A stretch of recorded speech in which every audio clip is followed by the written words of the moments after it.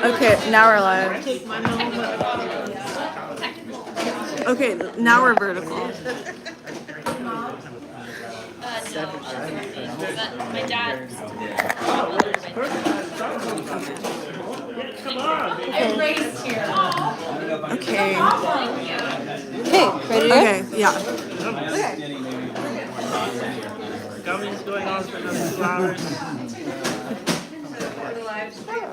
You know her name? No, I think it's fun. That was nice. It's fine. It's like fun. So that book is absolutely incredible. That's the one that you take. Yeah, well, my That friend in whole Scotland. goddamn bookstore. And your friend told me. Yeah, because I was explaining to him my movie. He said, you gotta check out this book. It's about the slowness of, like, a minimal. Hi everyone. Thanks for coming here today. We are celebrating the launch of We're in the Shop zine, the Frolic issue, and also the second issue of Wine with Mice. So our first reader today is Lauren Caldwell. Lauren Caldwell is a Portland-based poet and the author of Other Scavengers. She enjoys long walks through parking lots, Turkish cigarettes, and laughing at inappropriate times. Give it up for Lauren.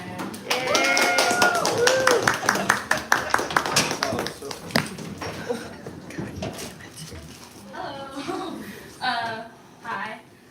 This first poem is about pierogies. Great love of my life. It's called Finding a Better Spot for Pierogies. Taking the train downtown and thinking about how I'd very much like to find a better spot for pierogies and a good Slavic beer, and how I really should see some sort of exorcist to deal with the 82 viruses on my laptop, but I wouldn't want the exorcist to ask me anything about all the porn, or the lapsed religion, or the pirated Nora Ephron movies, and why hasn't Joe DiMaggio come up in any of my poems, and why did that red-tailed hawk nip the head off that pigeon and drop it in my backyard? Me of all people. And why do I always get wasted and say I love you when I mean to whisper I'm cooler than cool? And why couldn't I just disappear with all my cool girl knowledge like I said I would? I'd very much like to be like those women stacking quarters on their collarbones and wearing ballet tulle to their corporate offices. And I'd very much like to invite a man with a slim centaurish frame and a pretty face like a girl over for drinks and flash my human legs and ask him if he thinks I'm dying from lung cancer yet or if it's too soon to tell. And maybe he'd hold me and get choked up in the way one gets choked up disclosing a secret abortion or watching movie horses die. And I could hold on to the loveliness of that sentiment forever. But first I have to spend a little time in New York City to find a good spot for pierogies and to do some other real people things.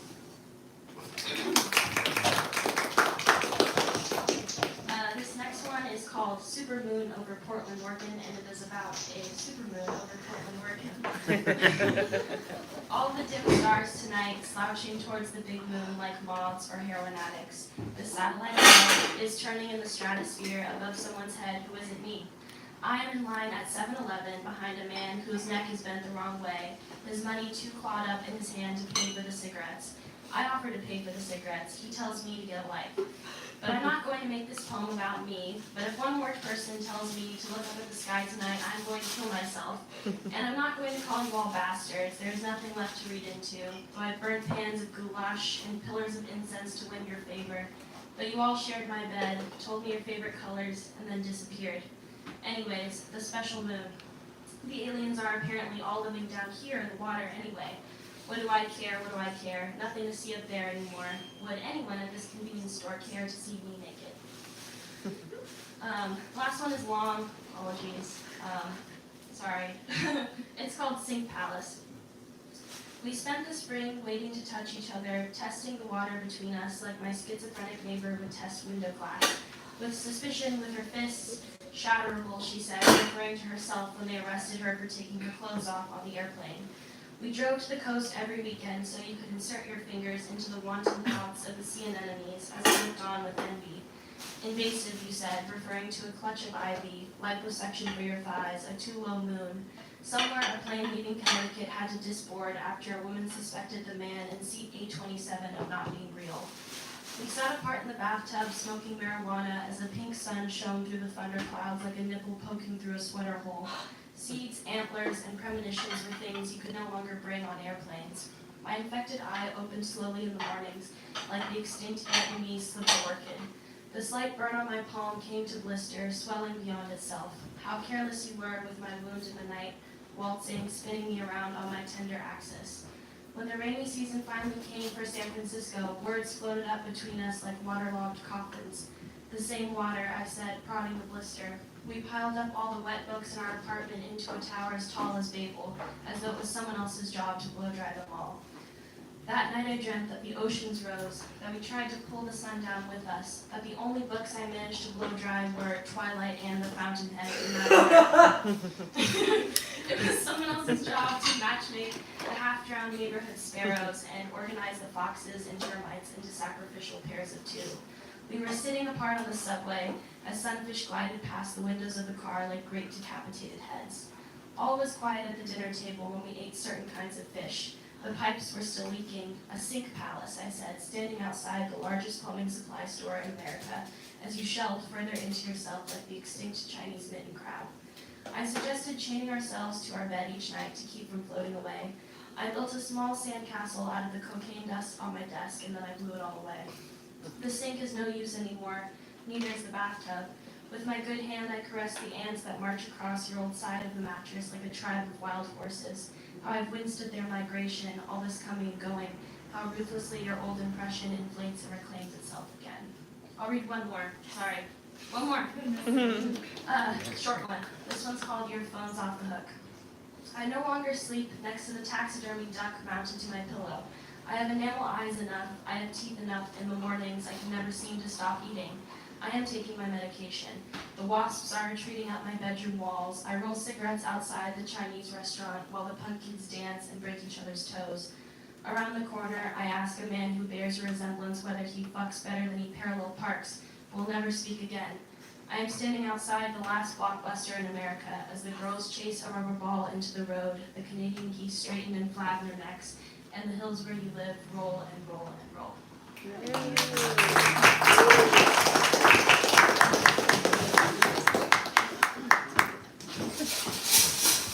One more clap for Lauren.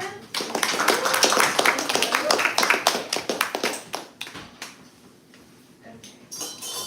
So I am going to be introducing the second person. This is Ashley Escobar.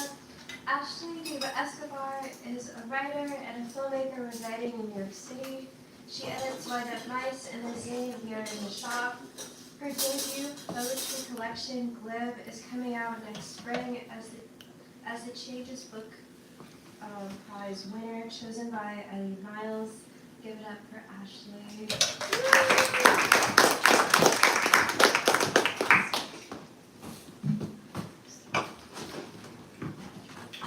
Hi, thanks again for everyone for coming, and give it up again for Lauren.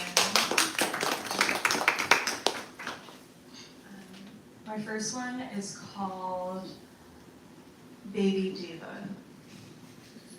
I'm in an olive enjoyment gap relationship. My budget is no budget. I voted from Berlin, so what's your excuse? Instead of dancing at the lesbian bar, I pulled up my Letterboxd. I'd rather watch a passion project than a mid-hit. No way Joker Filet Do beats a Megalon. Will you mail me the Lynn Haginian shirt? I want it now. I woke up standing in a sober hallway, and their hands were carried separately. I carried myself out to a field and stared at nothing but the corgis on your socks. Cover me in pumpkin spice scented lotion and tell me you love me without the help of generative AI. We can fuck at the next rest stop. Dennis Cooper already ended a novel with fuck everything else. Well, fuck.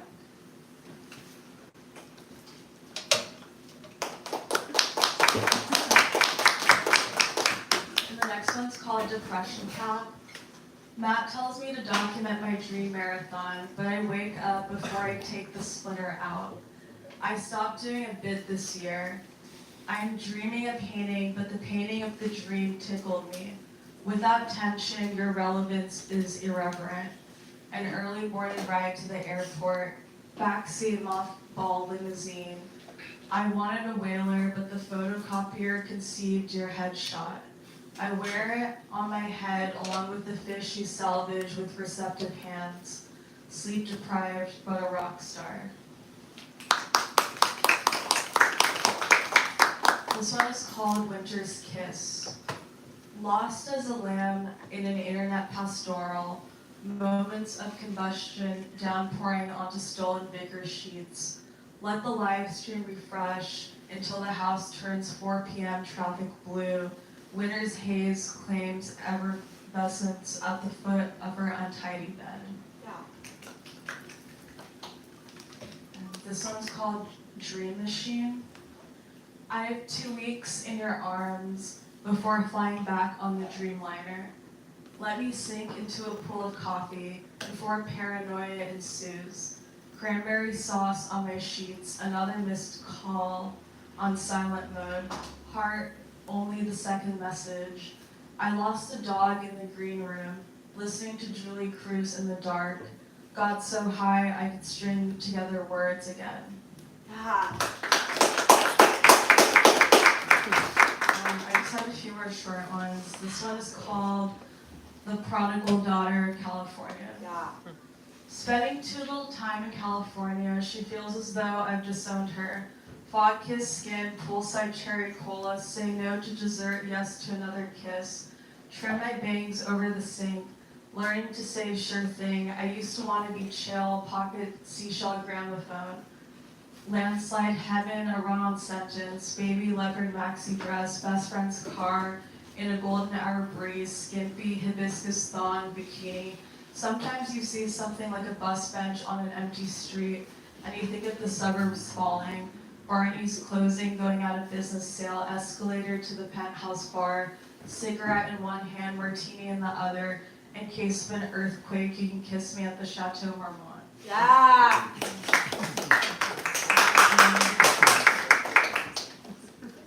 This one, I was contemplating reading, but last night, Penelope and I were at Vesuvio, and one of the bartenders is actually in this band called Now, which is also in this poem, so I'm going to read it. It's called Tripping Down the West Coast.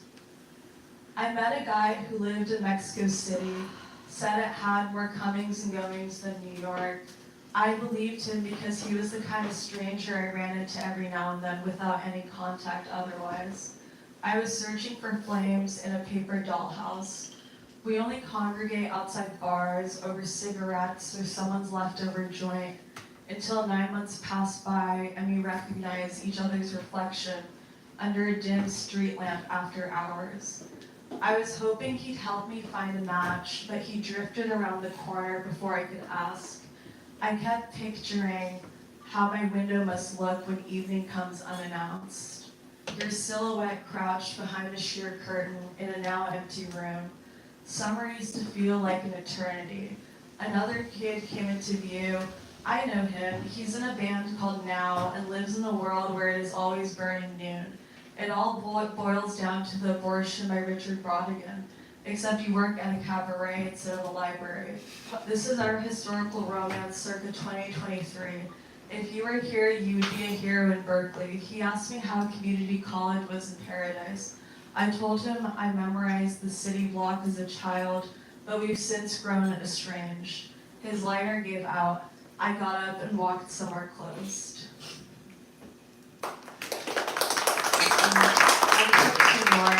This one is called 12-17-24. I'm no Nepo baby, just baby, bored by ennui and similes, stuck in an Instagram collab post with God, but he won't accept my request. Oh my god. That's my anniversary. Thank you. And my last one is called Losing the Band, and it's actually going to be published in Angel Food Mag's Love Supplement next year. Fuck. I spot a bug on the wicker chair across from me. I should be somewhere 3 hours ahead from now. Nobody wants a novel about a girl swept in Christmas. Mine would be called Losing the Band. I try to make out last December through the fog in my glasses. All I taste is a stranger's breathy vocals. I climbed up loaves of bread, breaking fever to hear the last of the reverb. I haven't wrapped your present yet. I let the bug crawl up my translucent tights. I remember our first snow and the way the street lamp lit up, streaked in paint thinner white. I kept your tulips in the icebox and the tambourine in the fireplace. I won't sleep on your side of the desk when you're not here. We'll hitchhike back to our world of airmail sailboats and wind-up toys, and have teeth on the same day. I leave a message using speech to text as the bug leaves my line of vision. I'll wait all night in 30 degrees if it means icicles on spidery branches and pure noise. Thank you.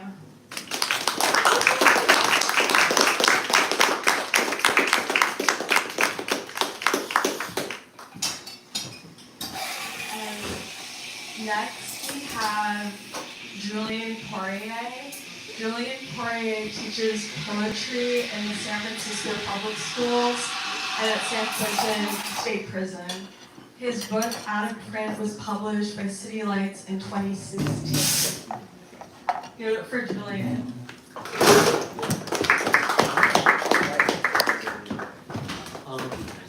Get a glass of water by any chance?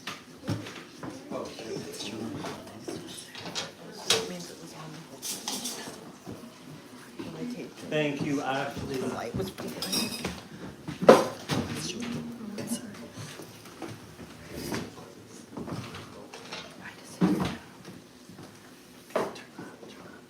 Thanks for inviting me. Thanks for the poems, you guys. I really enjoyed this.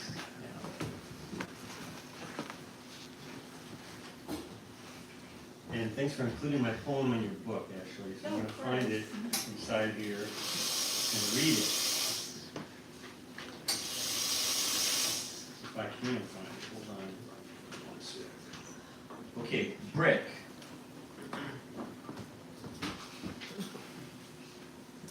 When I dial up my best friend's ex-husband with a pasty cowcatcher, the California poppies turn baby's head on a brick. When you are powdered, you drop a path for Titanics, and the bricks piling up on the harbor are your playmates. I had a friend named Dan who lived near Columbia who kept your sister in a place of honor between his Coleridge book and his goldfish, Sam. Sam looked like someone fossilized inside of you on your way to the third little pig's house. When Rockefeller looks up from his checkbook into Vanderbilt's eyes, he sees what he thinks are flames joining, but they are sails with brick red racing stripes, the beach packed with chanting convicts. I meditate and you go crashing through the forest. I find myself wishing you were walled with a whole race of you from your family tomb.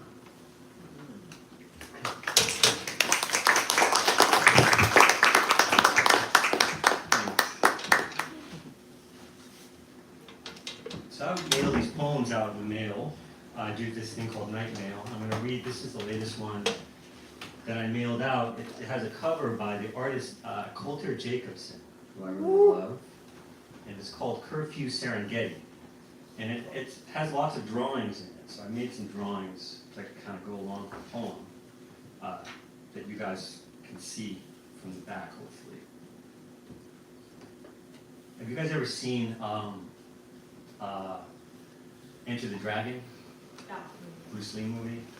So there's a part in that movie where he's getting hired to go to the Mastermind's island to overthrow the Mastermind, and it's this really complicated plan.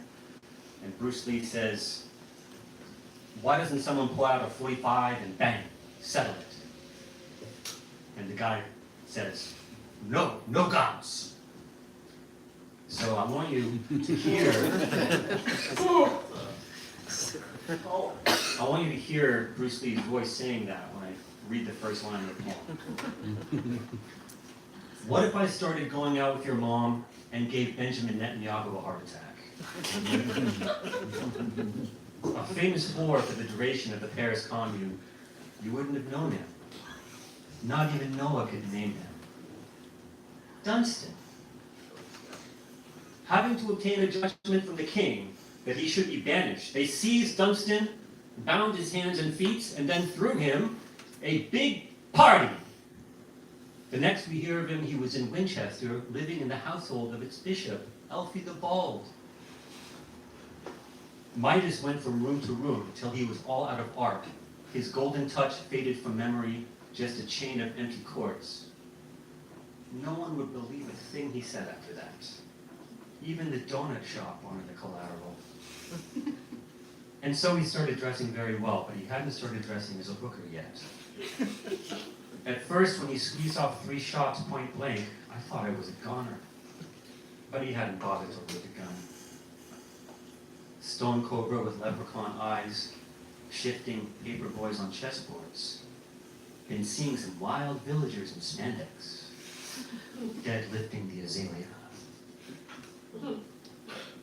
The Incas carved mountain highways to link temples to leaves and keyholes.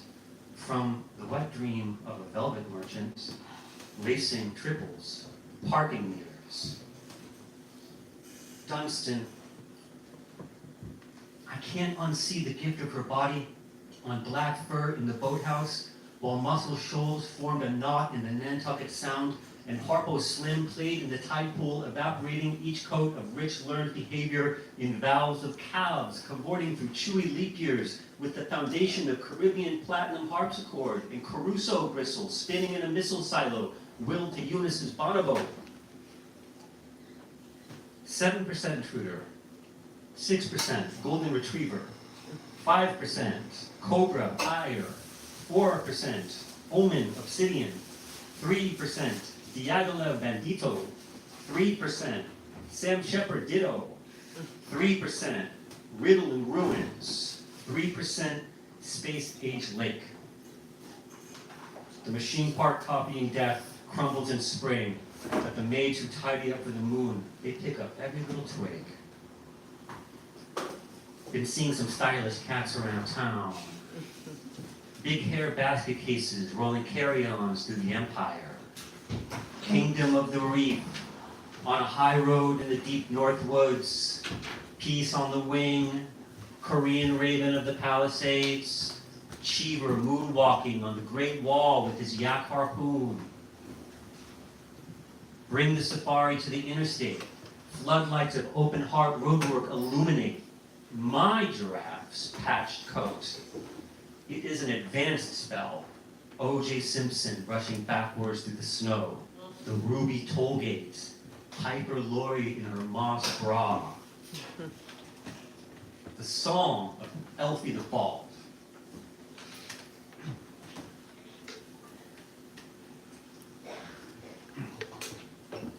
A record of the moment preserved in freelance vegetable matter. Dunstan. 1. Plays harp. 2. Careful jogger. 3. Needlework. The Teenage King exploded. Horse. Cliff. Shredded cheddar. I'm a goy. Yeah. On this side of death, report by hearts, the U.S.-Israel war machine. Shortest of all love stories. I was satisfied. Nobody was in charge. Obvious thing. People trying to be in charge ruin life. Samantha, my little chickadee. Greek food, Israeli food, windows, cultivated windows, cold white windows. Brain panic. Pomade.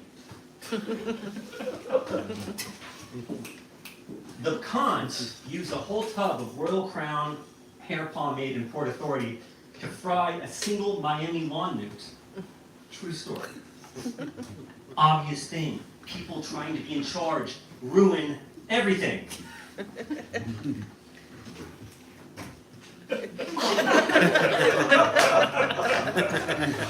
What right do you have? Right? What right do we have?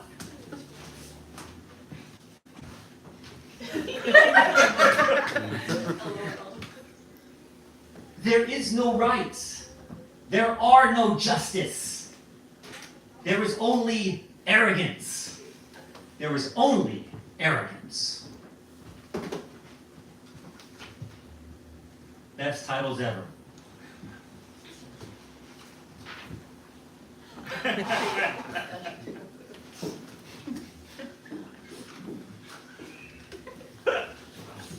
Chronology, Keats. Puss in Boots? Sir Walter Scott. Invention of the lavender breath mint, 1827. Death of Blake. End of Beethoven. Leroy, Mayakovsky, Balzac, Jean Moreau. 1872 is way out. Sail with me through the Suez Canal. No more elite grass. First, ninja, first. Jesus and Sparky. You know, Sparky was the name of David Duke's dog, right? Moliere, hi, look like you. You twin son. Soaker.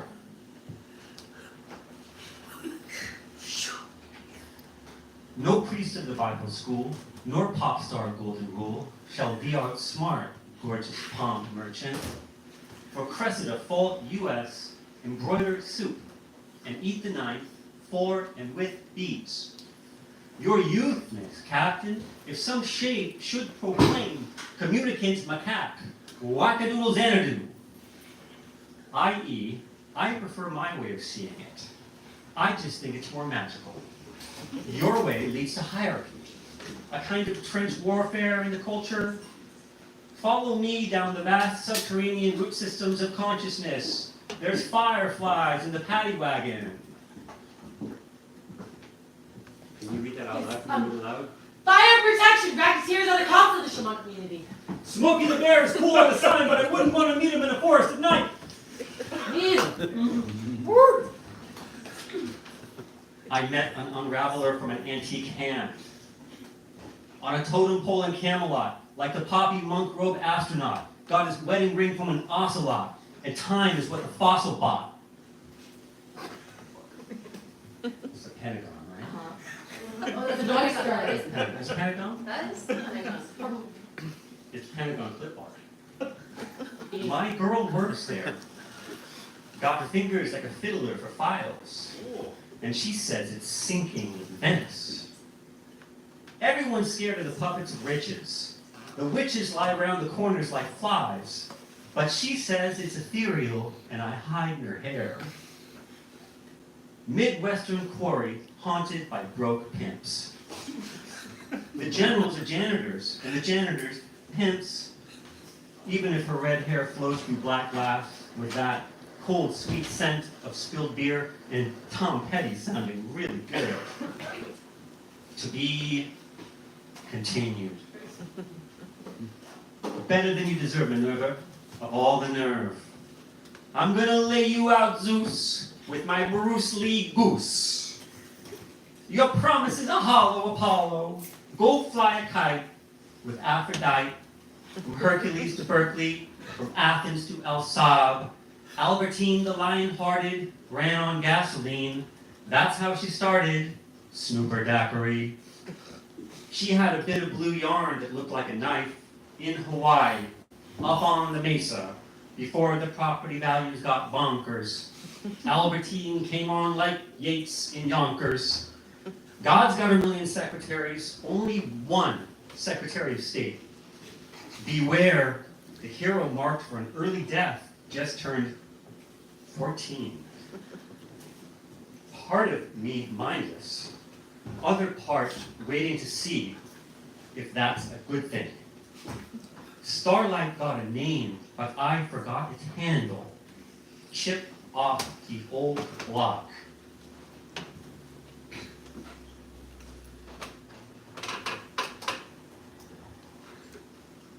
That's like a flashback to dentist. Albertine's poem. This guy Sylvain in Mexico woke up one morning on the streets, then walked back to France, a purple America, a shot on those rides, from Lisbon to Scorpio, catch a little jaunt at daybreak with Sylvain. Then catch, boys, catch me a cup of coffee, a shot in the night, a shot of hot coffee, and a clutching book. In an empty motel on the edge of the sea, when every cell of yours belongs to the forces you once fought. Time to slip out of this old body in the night. No, do it right in front of us, in the spotlight. Then Albertine, having finished, glared up from the bed and flung her cards to the floor.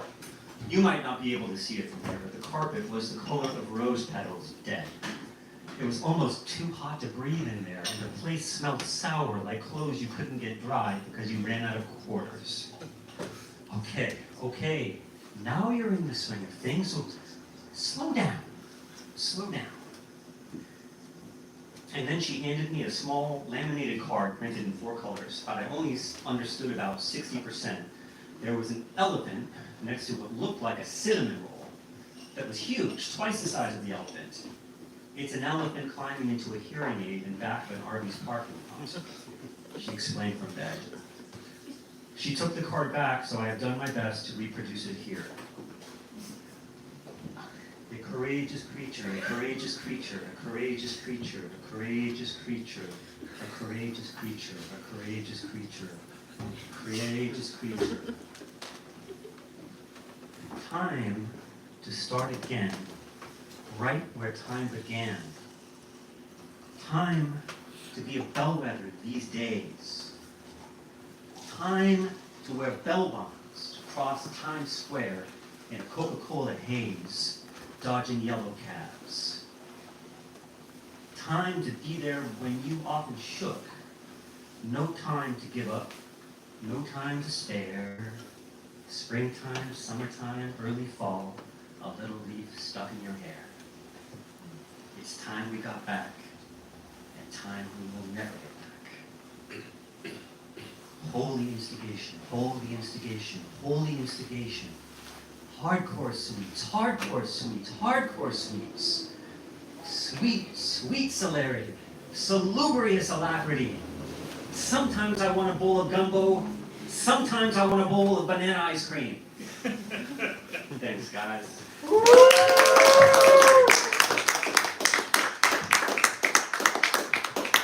Thanks again, Ashley.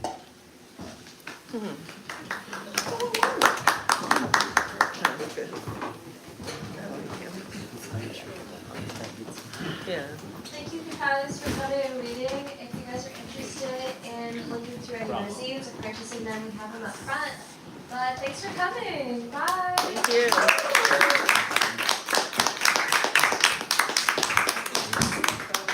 Oh yeah, we should take a photo. Yeah. I wish I recorded it, actually. What's that? Oh, Oh, cool. Great. is it?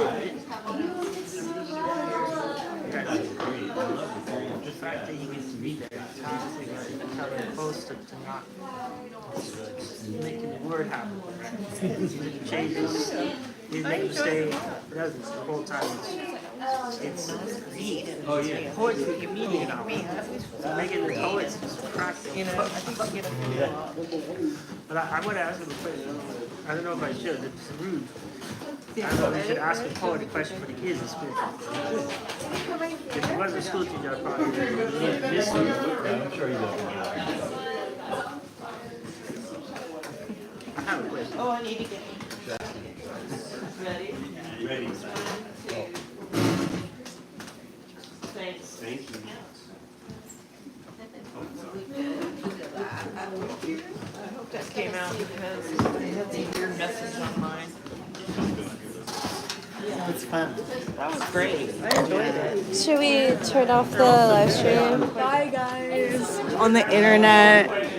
Thanks for watching. Love you guys. Bye.